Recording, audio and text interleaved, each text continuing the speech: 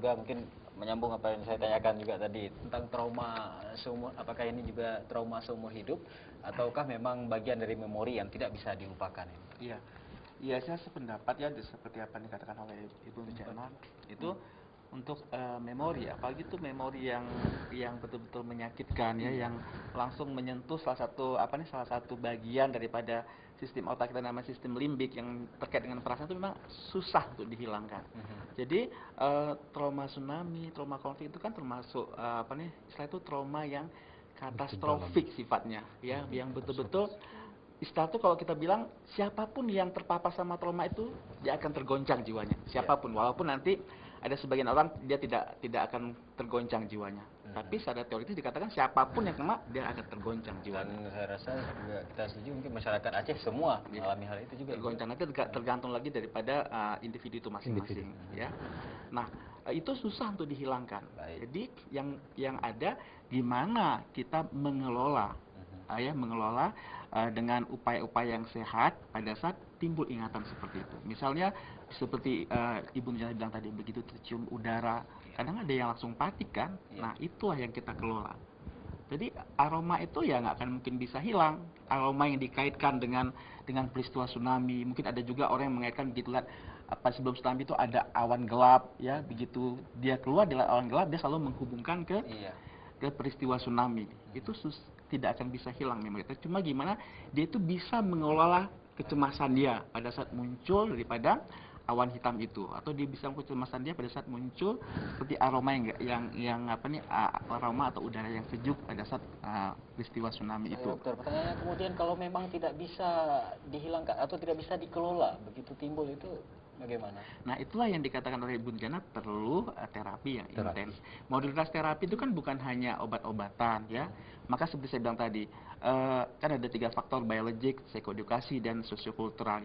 Dokter berikan obat itu karena dia ngambil pendekatan biologik. Memang obat pada pasien-pasien trauma itu kan umumnya obat-obat yang bisa menenangkan dia ya, yang bisa membuat dia bisa rileks, bisa tidur dengan pulas. Nah bisa menghilangkan kecemasannya. Itu sebenarnya obat itu sebagai ibaratnya kalau orang belajar berenang itu sebagai pelampung ya. Obat itu sebagai pelampung, pada saat dia diberikan obat itu dalam jangka waktu tertentu dia diharapkan akan diberikan skill-skill untuk mengelola emosi dia, mengelola perasaan dia, mengelola pikiran dia yang negatif gitu.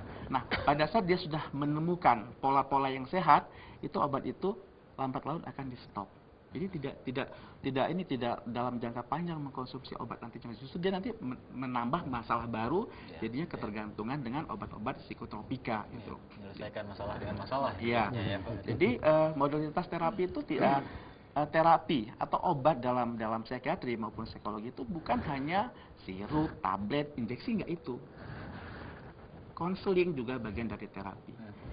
Psikoterapi ya, istilah psikoterapi itu gimana proses interview antara klien dengan terapis itu, pembicaraan itu yang bisa menimbulkan pencerahan kepada klien kita. Jadi psikolog sekarang dia tidak sembarangan kata-kata yang dikeluarkan. Itu memang kata-kata yang sudah dipilih, yang sudah dipikirkan sesuai dengan keluhan apa yang disampaikan oleh klien kita. Nah, itu salah satu modalitas terapi. Banyak lagi yang mungkin yang belum dicoba oleh Ibu Fatimah maupun Pak Fadli tadi ya.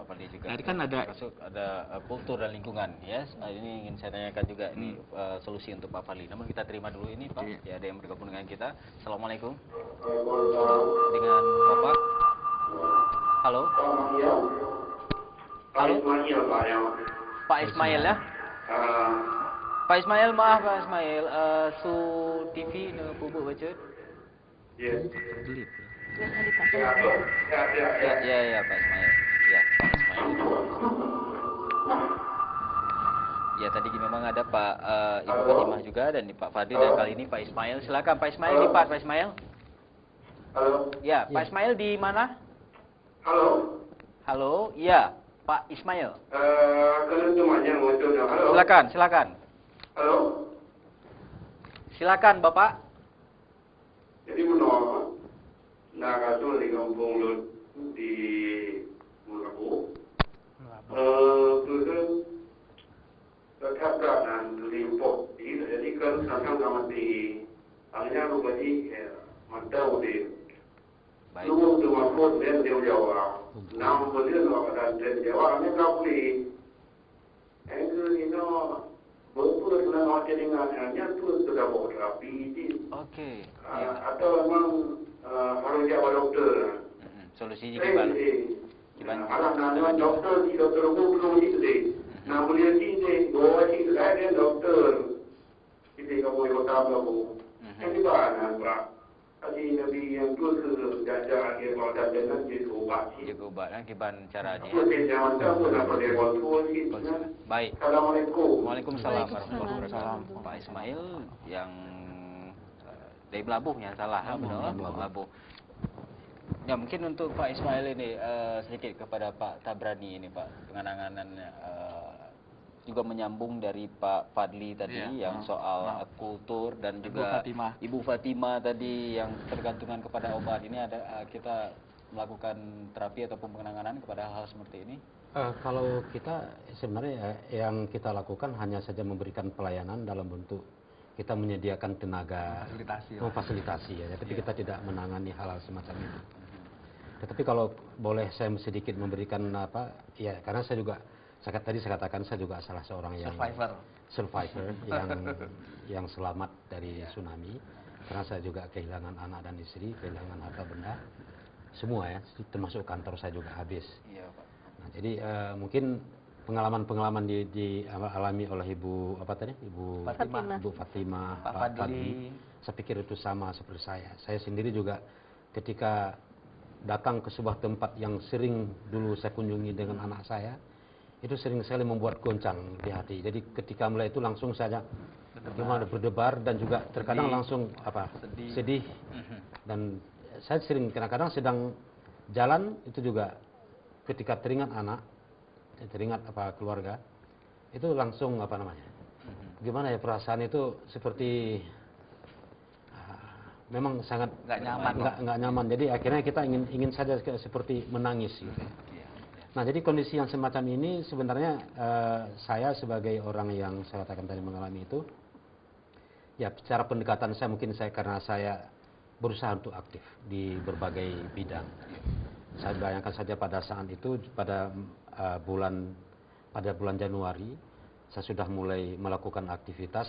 Pada saat itu membeli pakaian karena saya kehilangan anak, jadi saya merasa pengobatannya saya adalah saya harus mencoba dekat dengan anak-anak. Jadi yang saya cari adalah anak-anak yang pada saat itu anak-anak yang kehilangan orang tua ataupun yang mengalami musibah, dan mereka ingin sekolah tidak bisa sekolah karena kehilangan pakaian, kehilangan buku.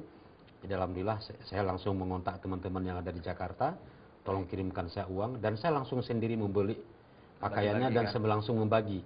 Dan kesan itu apa yang saya lakukan adalah ketika saya mendengar cerita mereka mengatakan kehilangan ini, lalu saya katakan, saya berikan saya sebagai contoh.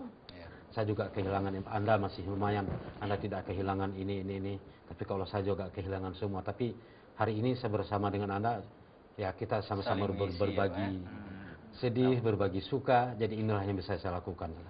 Nah kemudian ya yang saya lakukan karena saya juga kebiasaan menulis, ya saya memang mencoba menuangkannya ke dalam tulisan. Jadi ketika saya menulis itu saya memang air mata tetap saja keluar. Jadi begitu berlinang air mata sampai terisak-isak saya menulis. Tetapi setelah itu ya saya merasa plong pikiran saya. Dan sudah tumpah. Iya. Kemudian satu hal juga, mungkin orang tidak suka bercerita. Ketika ditanya orang, dia langsung marah. Lah nggak usah banyak kali tanya tentang itu. Tapi kalau saya malah saya usahakan itu saya ceritakan. Jadi artinya itu juga salah satu cara untuk mengeluarkan unek-unek, ya, sehingga kita nggak tersimpan di dalam memori kita. Kalau dikatakan, saya mungkin satu hal yang saya katakan, kita tidak bisa menghilangkan itu. Baik, seperti yang disampaikan oleh tapi yang bisa dilakukan adalah mungkin adalah bagaimana menguranginya. Dan alhamdulillah saya memang tidak terpengaruhi dengan obat. Itu saja. Baik. Ya mungkin seperti yang ditanyakan Pak Fadli tadi mengatakan salah satu tulisnya cukup aktif dengan NGO, dengan LSM, ya cukup aktif di berbagai bidang, namun juga menanyakan tentang kultur dan lingkungan. Mungkin pengalaman Pak Tabrani ini ya saling berbagi dengan orang-orang kehilangan anak, berbagi dengan anak-anak yang juga mengalami nasib yang sama. Ya, ini banyak hal yang ingin kita tanggapi lagi, masih juga ada dari Pak Ismail, ini belum Ibu ya, dari Pak Ismail Melabuh ya. Nanti akan kita jawab, namun kita kembali harus jeda sejenak. Dan pemirsa jangan kemana-mana, kami masih akan kembali mengajak Anda untuk membahas tentang penanganan trauma pasca bencana di Aceh setelah pesan-pesan berikut ini.